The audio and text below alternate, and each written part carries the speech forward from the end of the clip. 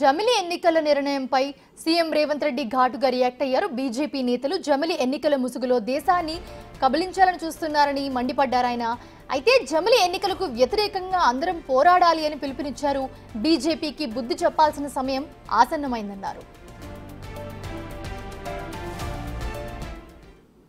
తీసుకొస్తున్న రాజ్యాంగ మార్పులు కావచ్చు, రాజ్యాంగ సవరణలు కావచ్చు, రాజ్యాంగ సవరణ పరిపాలన పరమైన అంశం కాదు. యూనియన్ ఆఫ్ స్టేట్స్, రాష్ట్రాల యొక్క సమ్మిళితమే, రాష్ట్రాల యొక్క కలయికనే ఈ దేశం. యూనియన్ ఆఫ్ స్టేట్స్ అనే స్పిరిట్ని ఈరోజు దెబ్బతీసి జమిలి ఎన్నికల ముసుగులో తమ ఆధిపత్యాన్ని నిరూపించుకోవాలని చెప్పి బీజేపీ చేస్తున్న ప్రయత్నాన్ని తిప్పికొట్టాలి. ఈ తిప్పికొట్టాల్సిన కీలక సమయంలో సీతారాం యేచూరి గారు లేకపోవడం ఇది దేశానికే తీరని లోటు. ఇది సిపిఎంకు, కామ్రేడ్ కార్యకర్తలకు కాదు. ఈ దేశంలో ప్రజాస్వామ్య మనుగడ సాధించాలి.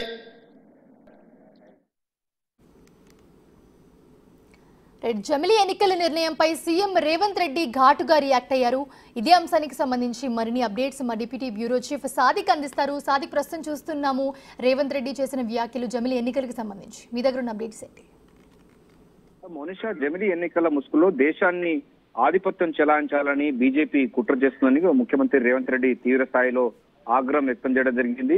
దేశం అంటే రాష్ట్రాల యూనియన్ అన్నటువంటి స్ఫూర్తి ఉన్నటువంటి మన భారతదేశంలో ఈ జమిలి ఎన్నికలు ఒకే ఎన్నికల విధానం ద్వారా రాష్ట్రాలకు ఉన్నటువంటి హక్కులను పూర్తిగా కేంద్రం తమ ఆధీనంలో తీసుకొని ఒక పూర్తి స్థాయిలో ఒక అన్డెమోక్రాటిక్ గా వివరించేందుకు గాను ఆ ప్రయత్నం చేస్తుందని కూడా ముఖ్యమంత్రి రేవంత్ రెడ్డి నిప్పులు చెరిగారు.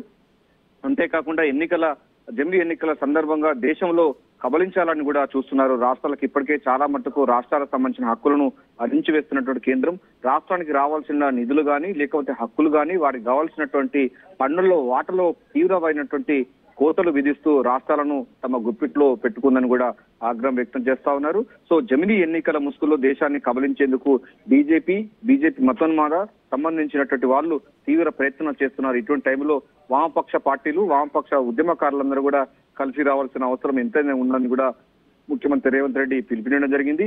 సీతారాం యేచూరి లాంటి వ్యక్తులు ఈ టైంలో ఇంకా బ్రతికుంటే బాగుండేది, కానీ జరిగిపోవడం జరిగింది. అయినప్పటికీ ప్రజాస్వామ్య వ్యవస్థలో డెఫినెట్ గా రాష్ట్రాలకు కావాల్సిన హక్కులను కాపాడుకోవాలంటే జమిలి ఎన్నికలను వ్యతిరేకించాలని కూడా ముఖ్యమంత్రి రేవంత్ రెడ్డి అభిప్రాయపడ్డారు. సో అందుకోసం దశల వారీగా ఉద్యమాలు చేయాలని కూడా చెప్తున్నారు. ఇప్పటికే కాంగ్రెస్ పార్టీ జమిలి ఎన్నికల సందర్భంగా సంబంధించిన దానిపైన తీవ్రంగా వ్యతిరేకిస్తుంది. అంతేకాకుండా ఇండియా కూటమిలో చాలా పార్టీలు కూడా జమిలి ఎన్నికలు వ్యతిరేకిస్తున్న తరుణంలో ముఖ్యమంత్రి రేవంత్ రెడ్డి ఈ వ్యాఖ్యలు చేయడం అనేది రాజకీయ ప్రాధాన్యత సంతరించుకుంది. పార్టీ లైన్ లో పూర్తి స్థాయిలో అయితే జమిలి ఎన్నికల ముసుగులో దేశాన్ని, రాష్ట్రంలో ఉన్న హక్కులను హరించి వేసేందుకు బీజేపీ పార్టీ అయితే తీవ్ర ప్రయత్నం చేస్తుంది. దీన్ని అడ్డుకోవాలని కూడా చెప్తా ఉన్నారు. ఇప్పటికే సర్కారియా కమిషన్స్ కానీ ఇతర సర్కారీ కమిషన్ కూడా రాష్ట్రాలకు సంబంధించిన హక్కులు హరించవద్దని కూడా అనేక సుప్రీంకోర్టులు సంబంధించిన తీర్పులున్నాయి. అంతేకాకుండా దేశం అంటే భారతదేశం అంటే రాష్ట్రాల యూనియన్ అన్నటువంటి స్ఫూర్తి, ఫెడరల్ స్ఫూర్తికి విఘాతంగా కలిగించే విధంగా బీజేపీ వ్యవహరిస్తుంది.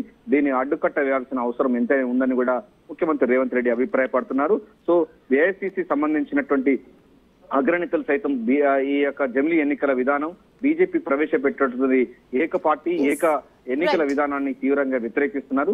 ఇది డెమోక్రాటిక్ ఏమాత్రం మంచిది కాదు. ప్రజాస్వామికవాదులు, బుద్ధిజీవులందరూ కూడా జమిలి ఎన్నికలను దాన్ని వ్యతిరేకించాలని కూడా చెప్తా ఉన్నారు. సో ఏదైనప్పటికీ జమిలి ఎన్నికల తీసుకొచ్చే క్రమంలో బీజేపీ దేశాన్ని మొత్తం కూడా కబలించేందుకు, రాష్ట్రాల యొక్క హక్కులను హరించి వేసేందుకే జమిలి ఎన్నికలు తీసుకువస్తుందని కూడా ముఖ్యమంత్రి రేవంత్ రెడ్డి అయితే తీవ్ర స్థాయిలో ఆగ్రహం వ్యక్తం చేయడం జరిగింది. దీనిపైన దశవారీగా ఏఐసీసీ పిలుపు మేరకు ప్రజాస్వామిక శక్తులతో కూడుకొని ఈ యొక్క జమిలి ఎన్నికల విధానాన్ని వ్యతిరేకిస్తే ఉద్యమ బాట పట్టేందుకు గాను అదే ముఖ్యమంత్రి రేవంత్ రెడ్డి దీనికి నాయకత్వం వహించేందుకు గాను పూర్తి స్థాయిలో అయితే ఫోకస్ చేస్తున్నట్టుగా అర్థమవుతుంది.